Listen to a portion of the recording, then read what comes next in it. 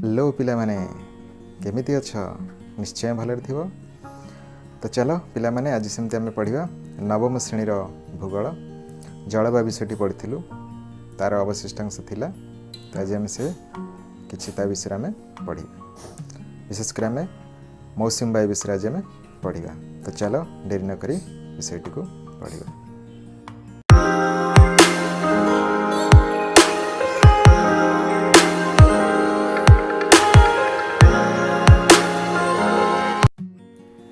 भारतर जलवायु नियम।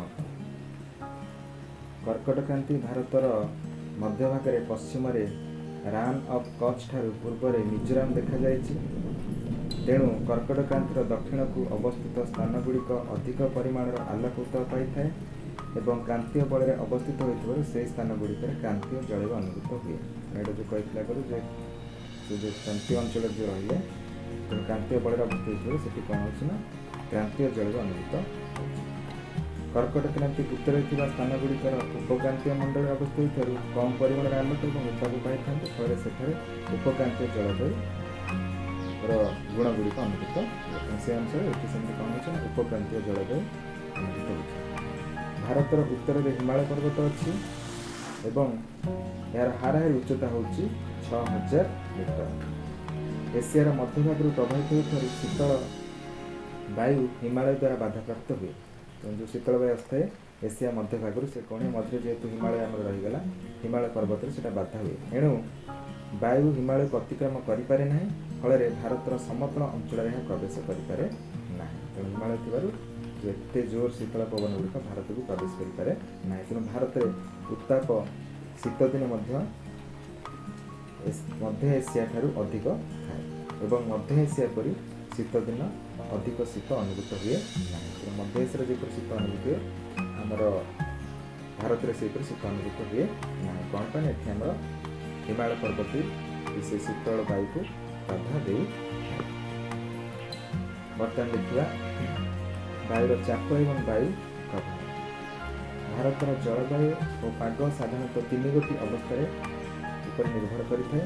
गोटे हूँ वायुर चाप और भूपृष्ठ वायु प्रभाव, आ गोटे ऊर्ध्व स्तर वायु, आ गोटे हूँ पश्चिम लघुचाप विशृंखला और क्रांतीय लघुचाप।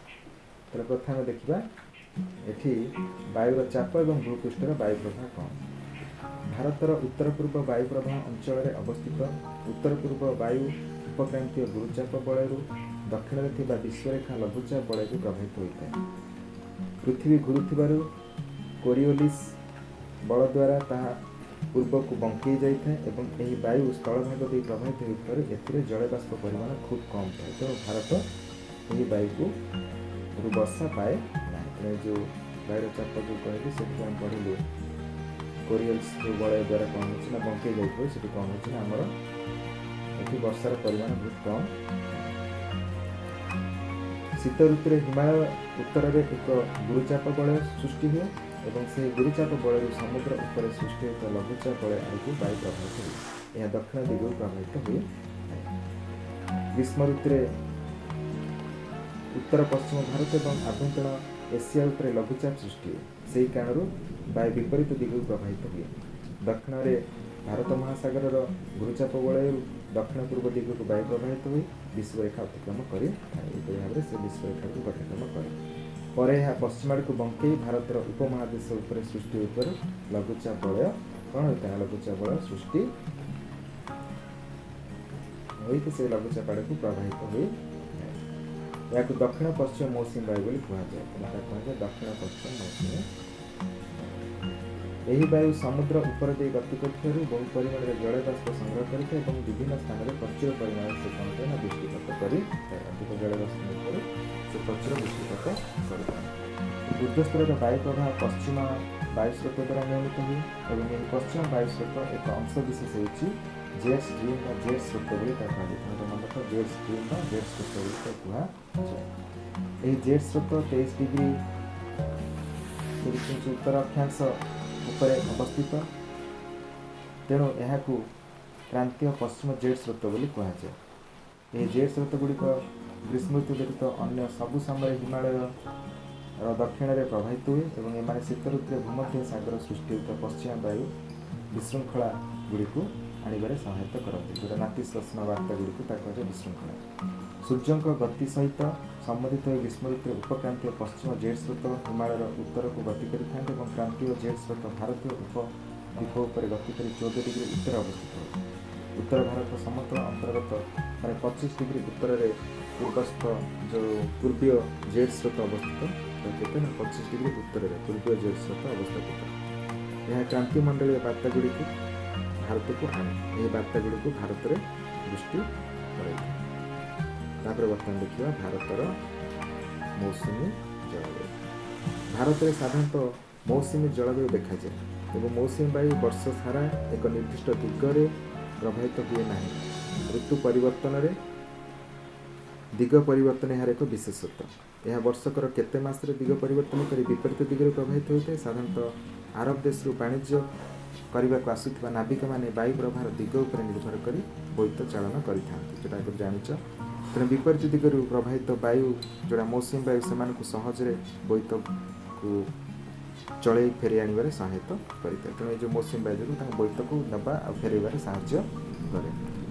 तेणु प्रथम कर विपरीत दिगरे परिवर्तनकारी वायुर नाम मौसुमी वायु बोली रखिथिले और साधारणतः मौसुमी वायु क्रांतीय बल 20 डिग्री उत्तर 20 डिग्री दक्षिण अक्षांश मध्य प्रभावित होता है। तो बर्तमान देखिए मौसुमी वायु प्रभाव कारण गुड़िक कौन क्या कारण मौसुमी वायु प्रभावित होता है। प्रथम है जल और स्थल भागर उत्ताप ग्रहण और विकिरण असमानता बा गरम और ठंडा होबार समय पार्थक्य कौन से देखा। स्थल भाग परिवहन प्रक्रिया रे गरम होता है। माटी कणिका गुड़िक चलनशील हो न स्थल भाग में केवल उपरी भाग उत्ताप ग्रहण करे फल यह बहुत शीघ्र गरम हो जाए। माटी गुड़ी कणिका गुड़िक चलनशील नुह तेणु जो गरम हुए से माटीर उपर भाग कणिका गुड़ी कण अधिक गरम हो जाए शीघ्र एवं अधिक उत्तापित स्थल भाग पर लघुचाप सृष्टि हुए। जलभाग परिवहन चलन प्रक्रिया गरम होता है। जलर 3टी अवस्था थिबारु यह चलनशील होता है। जल जलीय बाष्प परिणत हुए।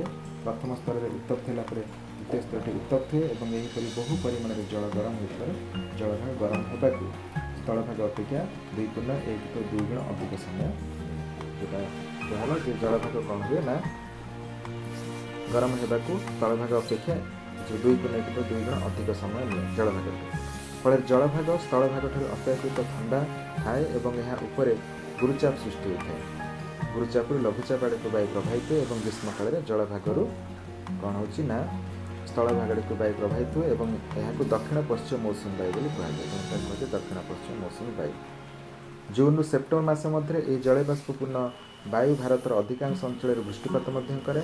शीत काल में विपरीत अवस्था सृष्टि हुए। स्थल भाग उपर उत्ताप कम थाए तेणु यह उत्ताप जो उपर गुरुत्व जो गुरुचाप सृष्टि हुए और जलभाग बहु समय धरी उत्ताप को धरी रखिबारु यहाको उत्ताप अधिक होता है फल यह उपर लघुचाप सृष्टि हुए और वायुचाप पार्थक्य हेतु स्थल भाग आड़ शीतल वायु भारत महासागर आड़ को प्रभावित और यह स्थल भाग आड़ को आसती वायु को शुष्क होता है। तेणु वायु कमी था ना शुष्क थाए। उत्तर पूर्व आयन वायु और दक्षिण पूर्व आयन वायु विश्वमंडल लघुचाप अंचल परस्पर सहित मिलित होते और यह आंतःक्रांतीय अभिसरण क्षेत्र बोली कह आंतःक्रांतीय अभिसरण क्षेत्र। सूर्यंकर उत्तरायण गति समय आंतःक्रांतीय अभिसरण क्षेत्र उत्तर आड़ को अग्रसर थे और ग्रीष्म ऋतु विश्वरेखा प्राय 25 डिग्री उत्तर गंगा समतल अंचल यह मौसुमी कौन कहुए ना अवनमन बोली कहुए और माडागास्कर पूर्व गुरुचाप वलय पाखापाखि 20 डिग्री दक्षिण अक्षांश भारत महासागर उपर थाए। यह अवस्थित और घनत्व भारतर मौसुमी जलवायु को प्रभावित करे। भारतर उत्तर अवस्थित तिब्बत मालभूमि ग्रीष्म काल में अधिक उत्तप्त होगा फल शक्तिशाली उल्लम वायु स्रोत सृष्टि हुए। मन रख उल्लम वायु सृष्टि हुए।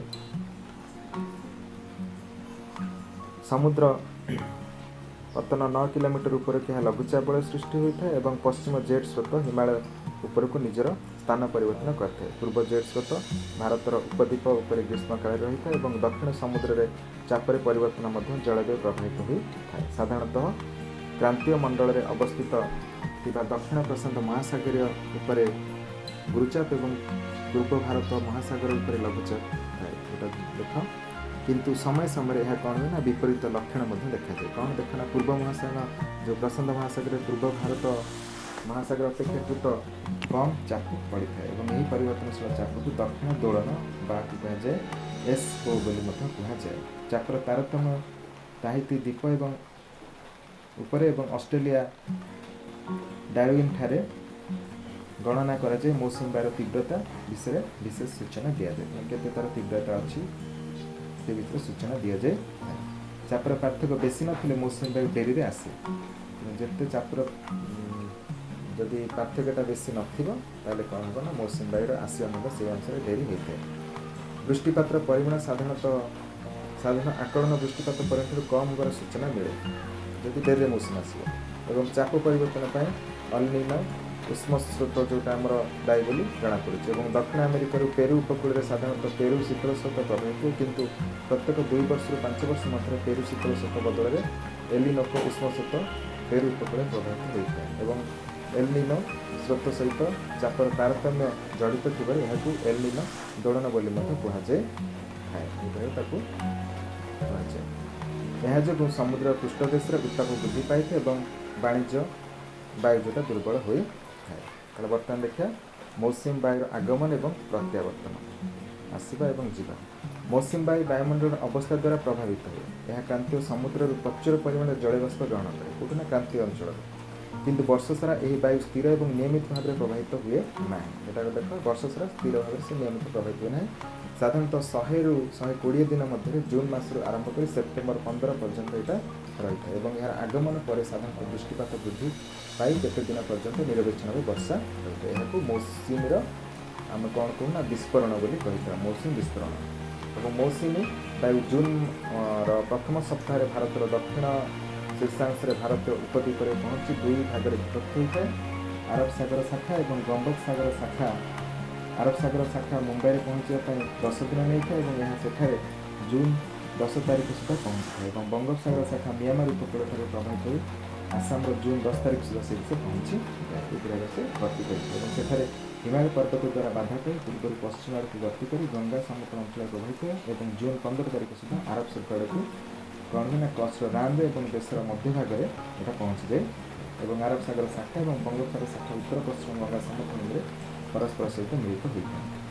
बंगोप सागर जोटा आम कहली शाखा जून 29 सुधा दिल्ली में पहुँची वृष्टिपात करा और जुलाई प्रथम सप्ताह सुधा पश्चिम उत्तर प्रदेश पंजाब हरियाणा पूर्व राजस्थान मौसुमी वायु पहुँची से वर्षा पाई और हिमालय जो हिमाचल प्रदेश जो रहा मौसुमी वायु जुलाई 15 सुधा पहुँचे और से वर्षा सेप्टेम्बर प्रथम सप्ताह मौसुमी प्रत्यावर्तन करने आरंभ होता है और प्रथम उत्तर पश्चिम राज्यगुड़िक प्रत्यावर्तन कर अक्टोबर 15 सुधा उत्तर उपद्वीपर अधाअधि अंचल और डिसेम्बर प्रथम सुधा दक्षिण उपद्वीपर प्रत्यावर्तन करे।